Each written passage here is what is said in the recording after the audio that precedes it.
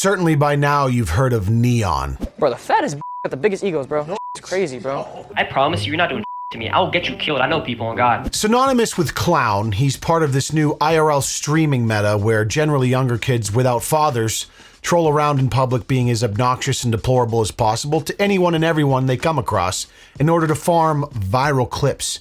You've probably seen a lot of videos popping up from your favorite creators criticizing it, or just seen the rage-inducing clips from these bags of donkey piss going viral somewhere on the internet. And I think I've come up with a solution, but I'm not gonna tell you just what that is yet, because we gotta make a video out of this, so let's jump into it, and we'll get into the solution after.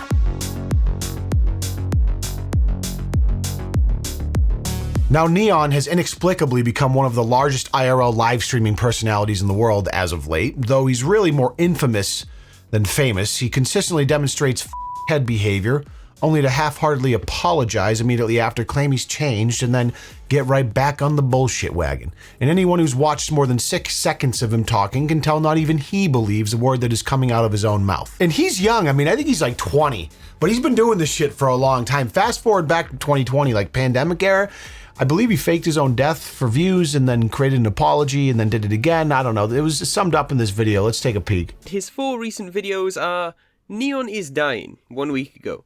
N3on's final words, 1 week ago.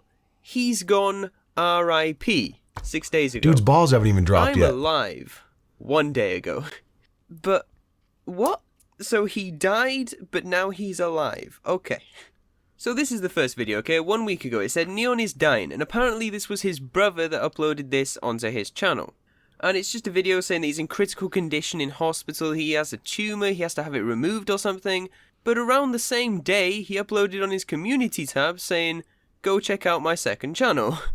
And on his second channel, there's this video. Now keep in mind, his brother said he's in critical condition in hospital right now. Now when looking through the research for this video, I had to laugh because I remember this specifically, because this was, 4 years ago, and there's this young punk YouTuber that's faking his death for views around the coronavirus. And a lot of you guys that have been around for a while know that a couple of my most viral videos early on that helped propel my channel to me being able to do this full time was about those Australian brothers who were faking their death for views. And it wasn't until yesterday I made the connection that that was N3on, who is the present day piece of shit that is now like running around IRL with all the likes of Aiden Ross and making all the rounds doing all this IRL streaming bullshit. Obviously it all makes sense. Nobody's surprised that this is the type of content that paved the way for what he does now. But ever since then, my young man, my young brother in Christ has been a fuck up and then apologize machine. What's good with y'all, man? I feel like I owe you guys a talk and explain to you guys everything that's been going on these past 2 to 3 weeks. I literally haven't been streaming at all, haven't been doing anything, and I just know day by day I'll get better and I'll be straight. But I love you guys, man, I do. And to anyone I ever hurt or did any shit to or made feel away, I apologize. But I'm not even looking at the channel. I am actually a nice person, I really am. But I don't mean anyone I want to sincerely apologize. I didn't mean anything I said, and it should have never come out of my mouth in the first place. The reality is it's not just N3on. He's part of a much larger problem that's been around for a while. It kind of gestated on Twitch for a while with people like Ice Poseidon and the likes. And then once Kick came around and was like, hey, we're the place where all the band streamers go, it's really manifested into something that makes me want to pour molten hot lava into my eyeballs. And we're going to talk about that as well as what I think the solution is. But first, let's take a look at how N3on got to where he is today.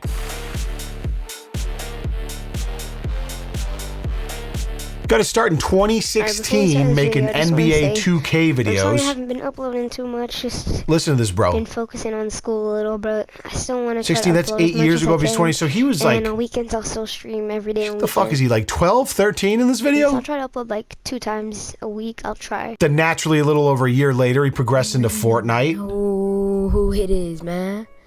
It's N3on 2K here, but y'all, as you can see, you start to see his style develop where he's like, yo, you already know what it is, man. Got another banger for you today. That type of bullshit. He started live streaming on Twitch, then he started with the clickbait eventually. I'm putting YouTube question mark. That's the first ever clickbait title I've ever had, so do not roast me in the comments, please. But y'all, I just been on Fortnite so much that I haven't been able to upload. Man, I just been on Fortnite so much. And in his defense, this was like the clickbait era of YouTube. He was just doing what he saw other older YouTubers doing, the whole I'm quitting YouTube bullshit. All these idiots were making as much clickbait as possible, and if one thing worked, all the other clickbaiters were like, fuck yeah, I'm gonna do the same thing, and it was just kind of this self-fulfilling prophecy. He's still young, still relatively harmless, but as he starts to age, he starts to get into the trash talk piece and starts pushing the envelope a little bit. Yeah, you sound like Barney on the 20 freaking Right? Sunday morning, freaking bum. Coming into his own, maybe his test went from like 13 to 70, you know what I'm saying? So he's starting to get a little hot and Like heavy. this video in the next 3 seconds, and you will be a millionaire, and you'll have good luck for the rest of your life. What is up, y'all? I am back with another banger on my channel. So you can click at any point in this video and it will make you want to put a hot cattle prod into your eardrums. This is so cool. What the fuck? This makes. Oh my god, bro, it's idiot. Nigga was gonna explode. You freaking bum. Put your motherfucker off a cliff, you freaking idiot. Stupid bum. Idiot. You're not a real cop. Idiot. Not a real cop. And right, so like, God, you know, you get a pass because you're a kid, kids do stupid stuff. We all remember COD lobbies. We know that video games are all about trash talk, not a big deal. But at the end of this video, he does this bit where he says that this guy he was talking shit to, who claimed he was a cop, actually swatted him, and he included footage that is supposed to fake him being swatted, making light of actual swattings, blah, blah, blah, accusing this guy who obviously didn't swat him. So you just see this little drip feed, just pushing it further every single time. Every month he gets a little bit older and he's willing to talk a little more shit and try another thing that's a little crazier to see if he can get some attention online. So that leads up to that segment we already talked about earlier where he fakes his death and this multi-video crazy bullshit. And I think that moment for him was like the first flash in the pan of like 15-minute virality. And that would inform his entire content model moving forward up to this day, which is basically just do something that you know is going to push the envelope and piss people off, and then offer a empty apology, and then rinse and repeat, because what are the two things that always get the most views on the internet? It's controversy and apologies. As you guys know, I have a big problem. I'm the most toxic kid in the Fortnite community, and I can't help it, bro. Ever since I was a kid, I've been toxic. I've had freaking anger issues. Even over the littlest things, I would get mad. I would go crazy over them, and I would turn toxic, and there's nothing I could do about it. But now, today, everything changes. From now on, everything changes. Today, I'm gonna start being toxic and see how things go. First things first, I have to learn from the most family-friendly and nicest person in the Fortnite community, aka Nick A30. Now, being toxic in Fortnite is one thing. We've all seen funny videos of video game lobbies with people freaking out and we get our laughs, but N3on's the type of dude where it's like, if he's not getting that attention that he wants, he's not afraid to take it to that next level, and he always finds a way to do that. During a live stream with N3on and SOCIOPATH, which are two more unbelievable human beings that need no introduction, he went off on a viral TikTok creator named Ali Lopez saying this: "Please effing tell me, how do you not want to kill yourself? You're fat, obese, somebody needs to fucking stone you. Someone needs to effing stone you." Then he had a viral moment on Ross's stream with Andrew Tate. You have a favor, tell yourself. You dumb bitch. We're in house arrest, you fucking loser. You and your dirty ass brother. Him too. Dumb. Look at you just sitting there, you bald refugee. Fuck you. Alright, hold on, everyone. I don't know why you're laughing. Alright.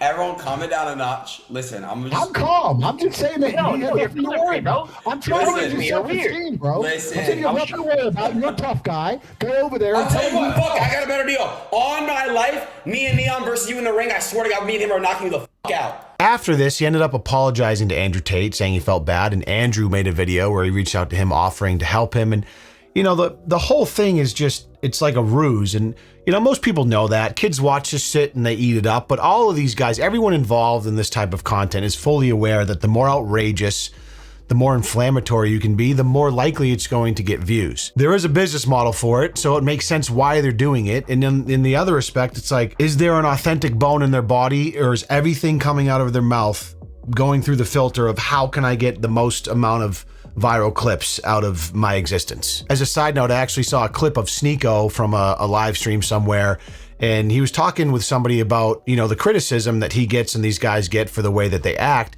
And SOCIOPATH said something that I thought was interesting. He's like, yeah, these people don't get it because they don't have a content brain, he said. So by definition, what SOCIOPATH was saying in that moment is, if you're not willing to say the most inflammatory, over-the-top shit for the sake of content, then you must not be a good creator. But the reality is there's a million ways to create impactful content for people to consume, which you can find all over the internet. But this is the lowest hanging fruit, the lowest common denominator. Like, I promise you, I could take my phone and go in public and live stream and be an absolute low-life piece of shit and create 50 viral clips a month if I wanted to. But unfortunately, I was born with parents that loved me and raised me decently, so I care more about my character than I do about clicks and views on the internet. So the reality is that while having inhibition and integrity might make you a better human, it can be a governor as far as your online success is concerned. So anyone who's willing to just say the next best thing that's going to piss the most amount of people off can probably get a huge audience. And these antics have launched N3on's career. I mean, he's now averaging almost 68,000 viewers, or at least he was until he got banned off of Kick, and then he got unbanned. And I think Kick is now recently, since I did the research for this, is on a new banning spree. He might be banned again. I don't really know. And the reason for the recent banning is his most recent social faux pas is when he threatened to sexually assault a 10-year-old live on stream. That was interesting. I tried to be nice to you, bro. Shut the fuck up. I'll beat the shit out of you and your fat girlfriend, bro. What the fuck? That fat slut. I'll smack her in her face too, bitch. First name when you're done, I don't care. I'm an internet warrior. What's your name? Now, what's your first name, bitch? What's your first name, bitch? Tell me your first name, pussy. Yeah, so it gets a little heated and I can't show it, but then N3on then threatens to forcefully penetrate the, you know, the thing that you sit on, the thing that you use to sit on things, in less nice words. So, you know, normal COD lobby talk, just with the extra flair of it being a little bit extra aggressive and towards a 10-year-old. So, you know, got that clip though, didn't you, N3on? And once the hate dies down from the clip going viral from all the fucking repost channels on Twitter and everywhere else, well, now it's time for that 333rd apology of the last 3 years. I wanted to sit here and genuinely talk to you guys about what's been going on these past few days, and really recap and apologize for everything that I've done and the mistakes I've made as a person. You know, in my career I've made a lot of mistakes and I've made a lot. So I really think there's gotta be like a level of sociopathy to people like this, because they can just so casually just go back and forth and deliver these apologies and say these things, and everything that comes out of their mouth, they're just flapping their gums, and none of the words that they say hold any weight at all. I can't think of a worse fate as a man than every single word that comes out of my mouth means absolutely nothing. Talk about a meek, limp dick existence. You are just a fucking clown with a red nose on a little mini bicycle running around on the internet with your little camera. Nothing that comes out of your mouth means shit. The only thing your existence is good for is creating viral clips on the internet for people to point and get mad at or laugh at. What a fucking clown. I cannot think of a worse way to live my life. And the saddest part is this dude is young, right? So he's gonna eventually figure it out one day. I know he's going to. Once all the money in the cars and the attention, those things wear off and they ebb and they flow, and he'll have his peaks and his valleys. But once that shit starts to fade, he's gonna have absolutely nothing, no character, no integrity, no foundation to hold him up once all this bullshit goes away. And that's what you see sometimes with these young kids when they get famous from doing this bullshit. They get into their 20s and their late 30s. And occasionally some of them make it out and they find themselves and they become eventually a decent person.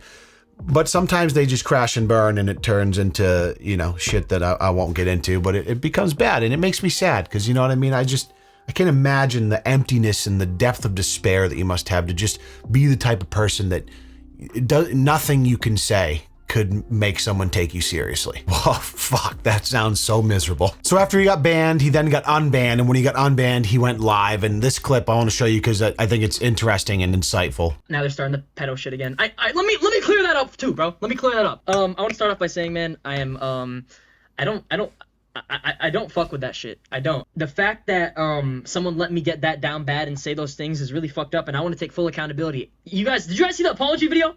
Did you guys see the apology video, yes or no? I honestly meant that sincerely, bro, and I actually shed a tear when I got banned, bro. I swear to God. I meant that shit. I swear I did. So you can kind of see it unfolding. It's just, to me, it's this interesting moment where he's going live for the first time after this big controversy. He gets banned, he comes back, and you know, you can see the normal gum flapping where he's like, I was really sorry, I was apologizing sincerely, but he can't help but just, he's having this viral moment where his viewers are getting a little higher than normal. You can just see where that's his North Star in life. None of the things he says matter. None of the consequences matter. The way nothing matters except that little red number of live viewers on the top of his screen. And that is an epidemic that is sweeping younger generations of kids that are raised with, in a life where there's no alternative, when they don't have a strong father figure or mentor in their life to give them some sort of foundational characteristics in their life that they can lean on. So all of their self-worth is tied to these vanity metrics and these numbers that give them this dopamine, this high, and then it turns into people like N3on. And I can see the entertainment value, quite frankly. I mean, it's no different. It's like new age reality television, right? Except there's, I guess, maybe more dire consequences because it's not scripted, and there's maybe people in real life getting heckled and fucked with by these little rats. But I'm not going to pretend like I don't know why it's popular. I just think it's kind of a sad progression of entertainment. I think this new meta really started when Kick came onto the scene, and they capitalized on Twitch being a little overbearing with some of the bans, with the gambling streams, and people showing body parts, and they were banning people for no reason. And then Kick came along and was like, fuck you guys, we have all this gambling money, we're just gonna drop a couple of fat bags on these huge streamers, bring them over here, and by the way, you can basically do whatever you want and get away with it. And it's turned into this game for these IRL streamers, like who can raise the stakes more, who can do the next craziest thing. It's just a matter of time before they're all just in a room together, like playing Russian roulette, waiting to blow one of their heads off. And we're all gonna be sitting around like, oh my God. Actually, you know what, now that I think about it, that's actually not a bad solution. Maybe we should have them do that. But instead of Russian roulette, maybe just fill the chamber. Like maybe just put a full chamber of bullets in there and still play it with the same rules. Did they take Kane? They ran after you guys. I'm standing right here. Did they take Kane? No, Kane was right now. I fucking heard yelling. Kane? Yelling and I came out. I tried calling This particular Kane, stream, apparently goons with weapons ran up on N3on, and these situations, you don't know if they're scripted. Probably likely scripted. Scripted organic moments. It's one of my least favorite types of content in the world. Then you got people just committing actual crimes on Kick, and it's like no big deal. You got Johnny Somali, who's that Japan streamer who finally got arrested multiple times. In the court, in front of the judge, in front of 300 people, the prosecutor asked me, "You earn money from advertisers in your videos online, right?" I said, "No." I said no. "But you do earn money, right?" "No." Straight up, I said no. And that's the type of people that Kick attracts. When you have a, safe haven for banned people on other platforms, you're bound to get some of the worst morons in the space coming over and kind of creating this ecosystem of dog shit.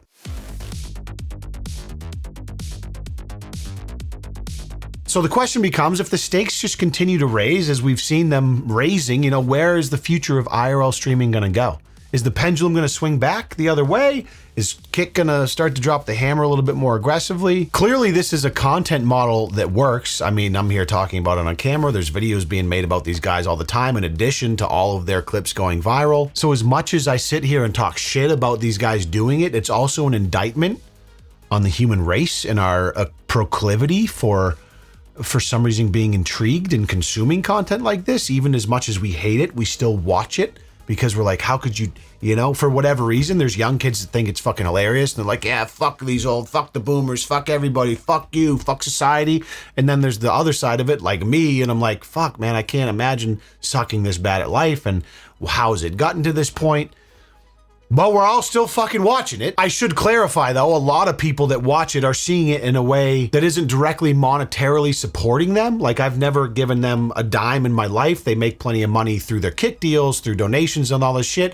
But there is still just a basic level of brand awareness that will help probably in the long run. So even when people aren't supporting them directly financially, they're still helping them go viral and fueling their addiction to making this content. It's just a vicious cycle that seemingly never ends. Watching him is like knowing a car crash is going to happen, but you can't help yourself but watch. So if this continues to perpetuate, I think there needs to be a solution, a cumulative effort to come up with a solution to how we deal with people like this. And I've been brainstorming, and I think one thing we could do is just forced euthanasia on some of these kids. Yeah, we legalize euthanasia in the United States. I think it's already legal in Canada. And then, kids like Jack Doherty, N3on, after a certain point, you just force them to do it. I mean, listen, when a pit bull fucks up and like bites somebody's ankle, and it's a problem depending on how bad the bite is. Maybe he gets one more chance, but he bites someone a second time, he's going out behind the shed and bye-bye, right? I think we just treat IRL streamers like pit bulls, and every time they have to make an apology for being a piece of shit, oh, that counts as an ankle bite. Now, all of that being said, as you guys obviously know, there is an endless amount of people on the internet making excellent content that is fun to watch, that is wholesome, that is informative, that is entertaining, all of the things we love about the internet. There is so much quality content to be consumed, but because of some broken part of human nature, this type of bullshit finds a way to kind of trickle to the top and find its way all around the internet. So do I think that IRL streaming is ever going to reach a place of decency? I honestly don't think so. It really just depends on what platforms allow. I think it's much more likely that we'll continue to have this kind of massive divide of super morons and creators that actually do stream with decency or make content that is not enraging to watch. I also think it's only going to get worse before it gets better, probably, if it does, and until real consequences other than the old slap on the wrist or 24, 36-hour bans happen, you know, it's going to continue to perpetuate. And listen, as long as it stays in our human nature to pay more attention to the bad than the good, as it seems sometimes, we're going to continue to see people like N3on and Jack Doherty continuing to pull fucking numbers. And I hate it, but this is the world we live in. Thank you guys for watching and listening to an old man rant for a little while. If you didn't know who N3on was before this video, I do deeply apologize for putting you through this. I appreciate your time as always, and I love giving you guys a video without a sponsor once in a while. All that I ask in return is that you hip thrust that motherfucking like button and subscribe if you haven't already. I cannot wait to see you in the next video. Peace.